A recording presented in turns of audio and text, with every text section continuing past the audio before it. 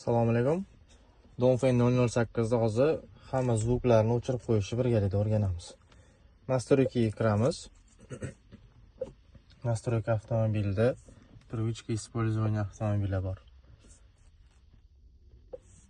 Приветственный rejim ikkalasini o'chirib qo'yamiz. Mashinani ochganimizda hech qanaqa zvuk bermaydi. Zvukka kiramiz. Zvuk klavish ekrani. Har xil tanlasanglar bo'ladi. Lebo o'chirib qo'ysa bo'ladi. Mashinada yurayotganingizda har xil zvuk qo'ysa yoki umuman o'chirib qo'ysa bo'ladi. Bundan tashqari avtomobilimizni quflaganimizda mana bu yashikdagi игрушек degani bor. Eng oxirgi punktida mana bu punktida mashinani quflaganda водительчасть qilib eng oxiridagi qo'yib qo'yamiz.